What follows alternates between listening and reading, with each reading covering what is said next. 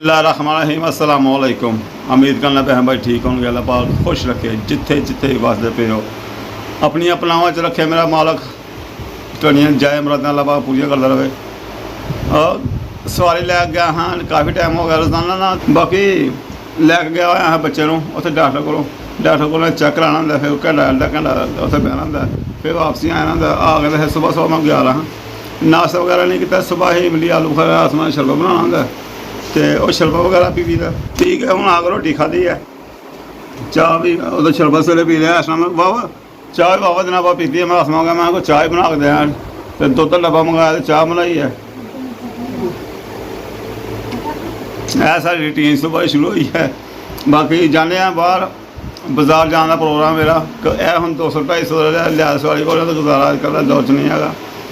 बाहर निकलने को निकले होंगे 1000 रुपया भी कमाई है पहले अज तो साल पहले 1000 कमाई है चलो थोड़ा बहुत दिल खुश होता भी चलो 1000 आया जेब घर का खर्चा हूँ तो 1000 रुपया भी जेब च आए तो 10 यार की है चलो फिर रब का शुक्र अदा करना चाहिए रब का शुक्र अदा करना चाहिए पर हाल कोई नहीं रहा पेट्रोल फिर अगले दिन महंगा हो गया फिर सवारी किराया नहीं भरती भी पिंडा थां साढ़े सवारी नहीं किराया कोई करती मंग लो तो जनाब गाले पैंदे ने तो चलो करने में अल्लाह का शुक्र है निकलने फिर बाजार नूं और बाजार जाके दसना तुहानूं की रूटीन है। बाकी एक बाजी ने मैंने कहा है कि पतीले का वड्डा पता करो कि वड्डा पतीला किन्ने का आंदा है तो जरा तुसीं ना कोई महीने 2 महीने बाद साल बाद जदों किते कोई दाल चौल पकाने होंदे बच्चों को तकसीम करने होंदे ने कोई चीज़ तकसीम करनी होंदी पका के बंदा तकसीम कर लैंदा तो पतीला तुहानूं मैं लै दांगे तुसीं रेट का पता कर दिओ तो वह भी पता करना जाके तो चल चलने।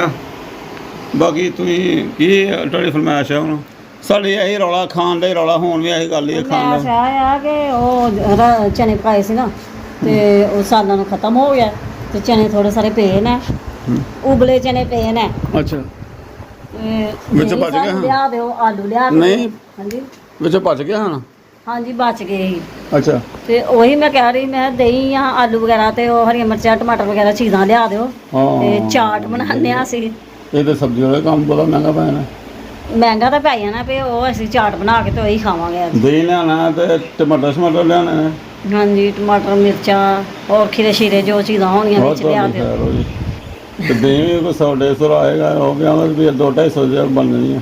हाँ जी बन तो जानी है तो सब्जी के भी पैसे लग जाने हाँ सब्जी तो मैं भाई अगे 100-150 सब्जी हम जी सब्जी पूछा जो खाने दिल नहीं करता हो 150-200 किलो 150-200 किलो तो माशाल्लाह 3-4 जिन्हों की फैमिली आए तो किलो पकाते हूँ साढ़े को 1.5 किलो 2 किलो पकती है पहले किलो पकती हूँ तो माशाल्लाह वो भी पकती है तो कम हूँ बड़ा दूर जान लिया हूँ तो 500-600 सिर्फ हंडी पकती है घ्यो पा पू को गैस ला लो को घ्यो ला लो को लून मर्च ला लो तो ऐसा था चल रहा है।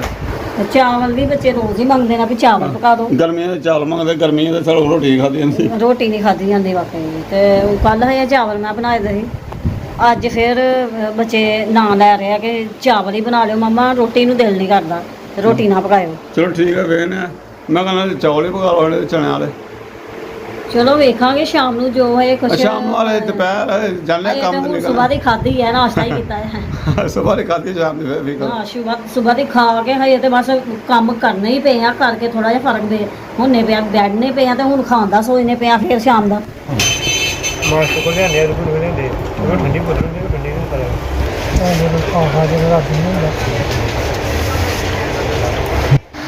लो जी मैं खान साहब को आ गया हाँ इतने दुकान से पतीले देखने कोई ना इन्हों को पतीले पतूले उधर फ्री उधर कोई आईया बीबियाँ उन्होंने गली लगी हुए ने आते तो फिर इन्हों को रेट रूट पूछने ठीक सुनाओ क्या हाल जे लगता मसरूफ तुम बाबा है ਤੁਹਾਡੇ ਕੋਲ ਪਤੀਲਾ ਵੇਖਣਾ ਆਇਆ ਮੈਂ ਵੱਡਾ ਸਭ ਤੋਂ ਵੱਡਾ ਪਤੀਲਾ ਕੋਈ ਬਿਸਮਿਲ੍ਲਾ ਸਰ ਤੁਹਾਡੀ ਆਪਣੀ ਦੁਕਾਨ ਹੈ ਮੇਰੀ ਭਾਈ ਤੁਹਾਡੀ ਦੁਕਾਨ ਹੈਗੀ ਕੀ ਬਾਤ ਐ ਸਰ ਤੁਹਾਡੇ ਫ੍ਰਿਜ ਵੀ ਲੈ ਕੇ ਜਾਂਦੇ ਹਰ ਚੀਜ਼ ਲੈ ਕੇ ਆਪਣੀ ਦੁਕਾਨ ਸਮਝ ਕੇ ਆਇਆ ਹੋਰ ਸਰ ਕੀ ਹਾਲ ਕੀ ਗੱਲ ਕਰੀਏ ਛੋਟੀਆਂ ਉਹ ਨਹੀਂ ਹੁੰਦੀਆਂ ਤੁਹਾਡੇ ਕੋਲ ਦੇਖਾਂ ਛੋਟੇ ਸਾਈਜ਼ ਦੀਆਂ ਛੋਟੀ ਸਾਈਜ਼ ਦੀ ਦੇਖਾ ਹੈਗੀ ਖਤਮ ਹੋਈ ਹੈ ਅੱਛਾ ਹਾਂ ਜਿੰਨੀ ਕੋਈ ਮੰਗਾ ਨਹੀਂ ਚਲੋ ਫਿਰ ਆ ਪਤੀਲਾ ਆ ਪਤੀਲਾ ਸਭ ਤੋਂ ਵੱਡਾ ਪਤੀਲਾ ਇਹ ਮੇਰੇ ਭਾਈ LG ਦਾ ਪਤੀਲਾ ਹੈ ਇਹ ਤੁਹਾਨੂੰ 1000 ਰੁਪਏ ਕਿਲੋ ਮਿਲੇਗਾ ਇਨਸ਼ਾਅੱਲਾ ਚੈੱਕ ਕਰੋ ਜਰਾ ਨਜ਼ਰ ਮਾਰੋ ਆ ਸਭ ਤੋਂ ਵੱਡਾ ਥੱਲੇ ਦੇ ਨੇ वजन कर लेंगे जिना होगा 4 किलो होगा 4000 रुपये किलो हाँ जी ठीक हो गया ठीक है चलो सर माशाल्लाह कस्टमर सज्जन मुंडा नहीं कस्टमर ढोला नहीं है भाई ढोला अपना मुंडा कस्टमर सऊदी का माल खा गया किसान खुदे ने ये माशाल्लाह हाँ सऊदी ते खुबज कर देते हैं ਬਾਜ਼ਾਰ 'ਚ ਗਿਆ ਹਾਂ ਤਾਂ ਉੱਥੇ ਦੁਕਾਨ ਤੇ ਬੈਠਾ ਹੋਇਆ ਇੱਕ ਬੰਦਾ ਬੈਠਾ ਸੀ ਤੇ ਕਲਾਮ ਪੜ੍ਹਦਾ ਪਿਆ। ਕਲਾਮ ਬਹੁਤ ਅੱਛਾ ਸੀ ਇਹਨਾਂ ਦਾ ਤੇ ਮੈਂ ਉਹ ਰਿਕਾਰਡ ਕਰ ਲਿਆ, ਉਹ ਵੀ ਸੁਣੋ ਤੁਸੀਂ, ਔਰ ਪੂਰਾ ਸੁਣਾ, ਬਹੁਤ ਅੱਛਾ ਬਹੁਤ ਮਜ਼ਾ ਆਏਗਾ। ਅੱਛਾ ਕਲਾਮ ਹੈ। ਹਾਂਜੀ ਦੇਗਾ ਨਹੀਂ ਮਸਾਲੇ ਲਿਖੇ ਆਹੋ। अब्बास तेरे नाम को मैं अपने इश्क से, अब्बास तेरे नाम को मैं अपने इश्क से पहले वफा के लिखूं या लिखूं वफा के बाद कोई नबी नहीं।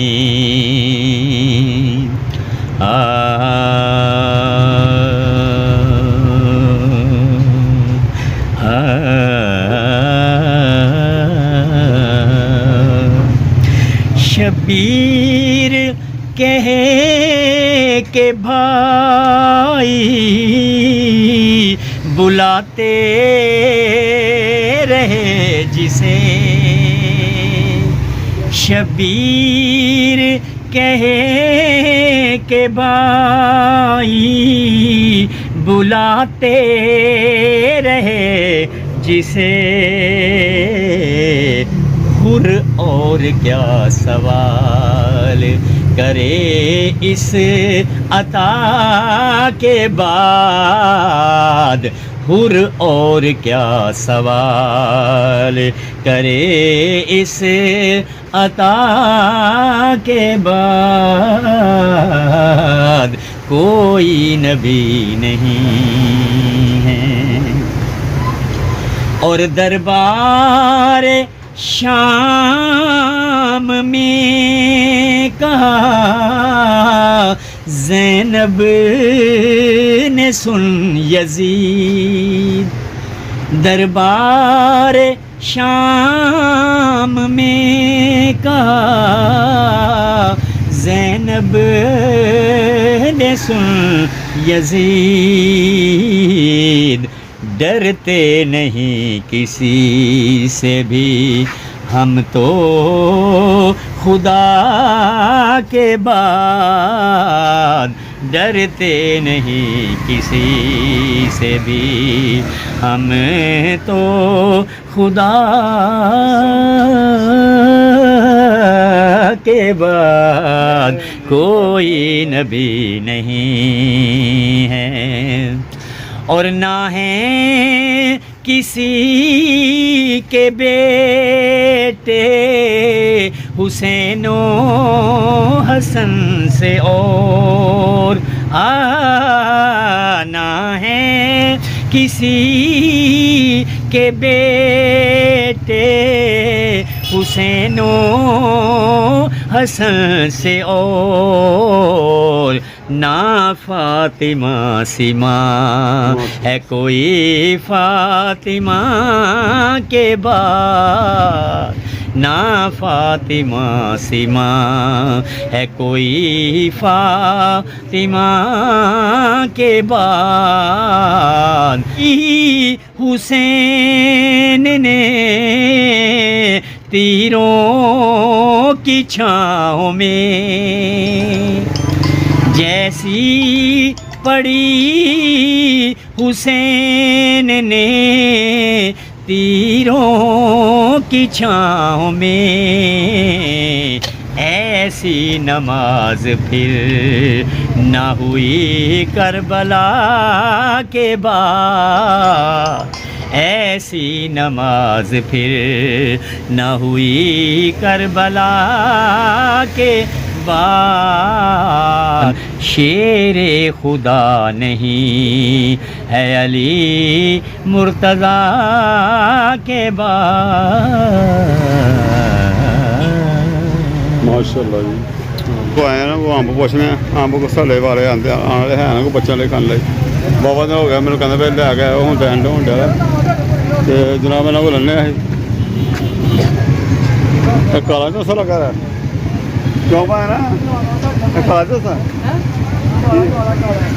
ਜੀ ਦੁਕਾਨਦਾਰ ਕਹਿੰਦਾ ਭਾਈ ਯਾਰ ਮੇਰੇ ਨਾਲ ਬਣਾਈ, ਪਤਾ ਨਹੀਂ ਕਿਉਂ ਡਰਦੇ ਢੋਕਦੇ ਰਹਿੰਦੇ ਨੇ, ਮੇਰੇ ਨਾਲ ਬਣਾਈ ਮੇਰੇ ਨਾਲ ਬਣਾਈ। ਲੋਕੀ ਕਈ ਤੇ ਬਣਾਉਂਦੇ ਨੇ ਬੜੇ ਖੁਸ਼ ਹੋ ਗਏ।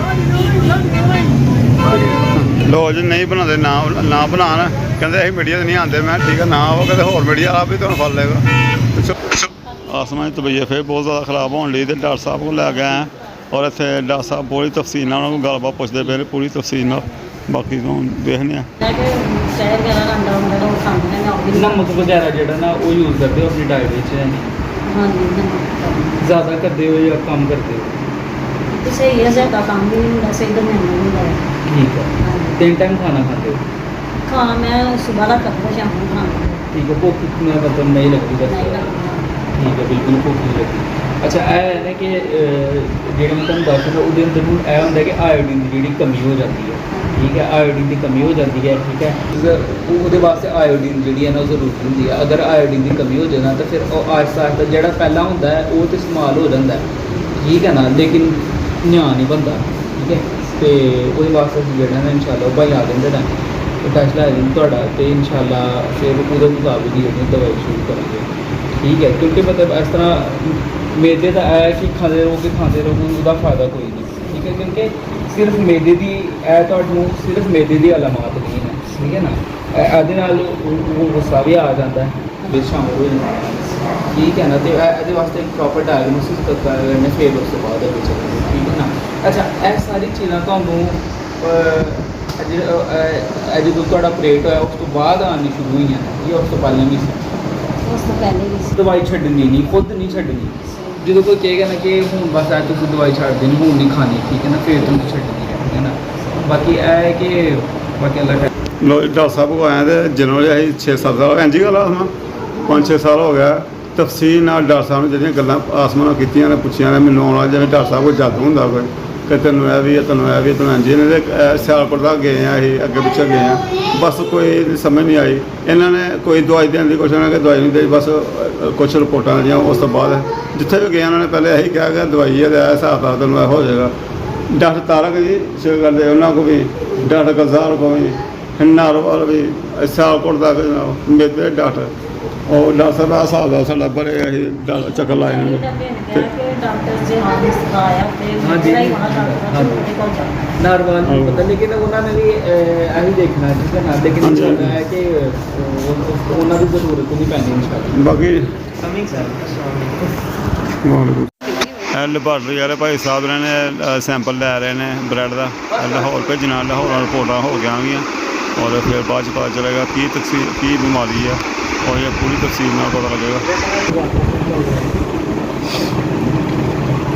ਸਾਨੂੰ ਯਕੀਨ ਹੋ ਗਿਆ ਕਿ ਜਨਾਬ ਜਿੰਨੇ ਬੜਾ ਫਿਰੇ ਆ, ਬਸ ਸਾਨੂੰ ਡਰ ਹੀ ਆਇਆ ਜਾ ਕੇ। ਤੇ ਇਹਨਾਂ ਨੇ ਬਹੁਤ ਯਕੀਨ ਦਿਲਾਇਆ ਨਾ, ਕਿਹਾ ਕੋਈ ਪਰੇਸ਼ਾਨੀਆਂ ਦਾ ਬਹੁਤ ਯਕੀਨ ਨਾਲ, ਬੜੇ ਯਕੀਨ ਔਰ ਬਾਕੀ ਅੱਲਾ ਇਸ ਤੋਂ ਬਾਅਦ ਅੱਲਾ ਪਾਕ ਹੀ ਕਰਮ ਕਰਨ ਵਾਲਾ ਹੈ।